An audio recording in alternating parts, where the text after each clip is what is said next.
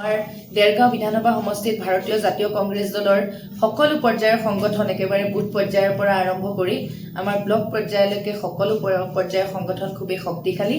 আমাৰ ভাৰতীয় জাতীয় কংগ্ৰেছ দলৰ তৃণমূলৰ নেতাসকলক আমি শক্তিশালীভাৱে লগত লৈ কংগ্ৰেছ দলে আমি আগবাঢ়িছোঁ আৰু 2026 বিধানসভা নিৰ্বাচনত দেৰগাঁৱত কংগ্ৰেছৰ জয় নিশ্চিত হয়।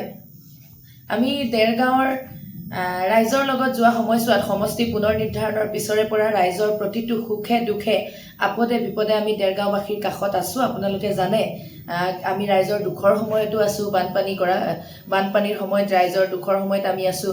যদি কোনোবা ৰোগীক আমি সহায় কৰিব লগা হৈছে আমি তাতো গৈছোঁ, কাৰোবাৰ যদি দুখ হৈছে আমি তাতো গৈছোঁ। অকল যে আমি ৰাইজৰ দুখৰ সময়তে আছোঁ এনে নহয়, আমি ৰাইজৰ সুখৰ সময়ত বিভিন্ন উৎসৱ পাৰ্বণসমূহতো আমি ৰাইজৰ লগত একেলগে উদযাপন কৰিছোঁ আছোঁ।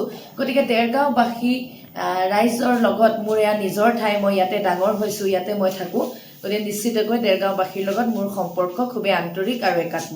নিশ্চিতকৈ অহা 2026 অসমত নতুন পৰিৱৰ্তন আহিব, য'ত এখন আমি গৌৰৱ গগৈ ডাঙৰীয়াই কৈছে যে আমি বিজেপিৰ পৰা এতিয়া আমাৰ এটা শ্লোগান যে আমি জাতি মাতি আমাৰ বচাব লাগিব, আৰু এই জাতি মাতি বচাবলৈ হ'লে আমি 2026 নিৰ্বাচনত কংগ্ৰেছ দলৰ চৰকাৰ গঠন কৰিব লাগিব।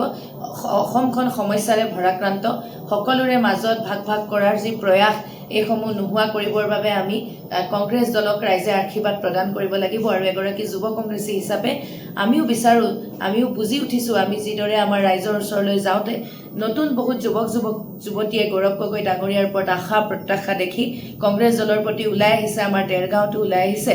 গতিকে আমি সকলোৱে আশা কৰিছোঁ নতুন পৰিৱৰ্তন আহিব, যি পৰিৱৰ্তনে অসমখনক নতুন দিশলৈ লৈ যাব, য'ত বিভিন্ন ভাগ নাথাকিব। সেই জুবিন দাই কোৱা অসমখন য'ত বিভিন্নজনৰ মাজত শান্তি সম্প্ৰীতি একতা থাকিব, সেই অসমখনৰ আমি কল্পনা হয় সম্পূৰ্ণৰূপে ব্যৰ্থ। আৰু ইতিমধ্যে আমি এয়া ৰাইজক আশ্বস্তও কৰিব পাৰোঁ যে অহা দিনত যদি ভাৰতীয় জাতীয় কংগ্ৰেছ দলৰ চৰকাৰ গঠন হয়, গৌৰৱ গগৈ ডাঙৰীয়াৰ নেতৃত্বত যি চৰকাৰ গঠন হ'বলৈ গৈ আছে, ৰাইজে এইবাৰ আশীৰ্বাদ দিয়ক। নিশ্চিতকৈ আমি ৰাজনীতিৰ ঊৰ্ধত আমাৰ জুবিন দা, গতিকে আমি ৰাজনৈতিক হিচাপে নহয়, জুবিন দাৰ এগৰাকী অনুৰাগী হিচাপে আমি কামনা কৰোঁ, আমি বিশ্বাসী যে অনাগত সময়ত কংগ্ৰেছ দলৰ যদি চৰকাৰ গঠন হয়, নিশ্চিতকৈ জুবিন দাৰ ন্যায়ৰ প্ৰক্ৰিয়াটো খুব ভালদৰে আগবাঢ়ি যাব আৰু ন্যায় পাব বুলি আমি বিশ্বাস। আপুনি জানে যে দেৰগাঁও সমষ্টি এক বৃহৎ এলেকা, এই নতুনকৈ গঠন হোৱা দেৰগাঁও সমষ্টি সমস্যাৰে ভাৰাক্ৰান্ত এক অঞ্চল। ইয়াত ৰাস্তা ঘাট সকলোতে সমস্যা আছে। গতিকে অহা দিনত যদি আমাক ভাৰতীয় জাতীয় কংগ্ৰেছ দলৰ নেতৃত্বই আমাক প্ৰাৰ্থিত্ব প্ৰদান কৰে, যদি দেৰগাঁওবাসী ৰাইজে আশীৰ্বাদ প্ৰদান কৰি আমাক বিধানসভাৰ মজিয়ালৈকে লৈ যায়, নিশ্চিতকৈ আমি দেৰগাঁওবাসী ৰাইজৰ যিসমূহ সমস্যা সেইসমূহ সমাধানৰ বাবে আমাৰ 100% আমি যিমানখিনিলৈ কৰিব পাৰোঁ সিমানখিনিলৈ আমাৰ 100% দি কাম কৰিম। আমিও বিচাৰোঁ দেৰগাঁৱৰ ৰাইজে ভাল ৰাস্তাৰে খোজকাঢ়ক, আমিও বিচাৰোঁ স্বাস্থ্যৰ ক্ষেত্ৰত দেৰগাঁও আগবাঢ়ি গৈ এখন উন্নত মানদণ্ডৰ চিকিৎসালয় দেৰগাঁৱত হওক, আমিও বিচাৰোঁ দেৰগাঁৱৰ বানপানী গৰাখহনীয়াই বিধ্বস্ত কৰা ৰাইজৰ সমস্যা নোহোৱা হওক, দেৰগাঁৱৰ কৃষকসকল মহিলাসকলৰ সমস্যা নোহোৱা হওক, দেৰগাঁৱৰ যুৱকসকল আগবাঢ়ি যাওক। আমিও বিচাৰোঁ দেৰগাঁৱত এক পৰ্যটনৰ থলী গঢ় লৈ উঠক, আমিও বিচাৰোঁ যে দেৰগাঁওখন জাকত জিলিকা হওক।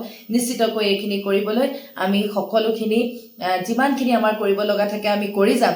আৰু ৰাইজক আমি সদায় দেৰগাঁওবাসী ৰাইজৰ সুখ দুখৰ সময়ত, সমস্যাৰ সময়ত আমি দেৰগাঁওবাসী ৰাইজৰ এক কণ্ঠস্বৰ হিচাপে সদায় কাম কৰি যাম বুলি মই আপোনালোকৰ মাধ্যমেৰে প্ৰতিশ্ৰুতিবদ্ধ।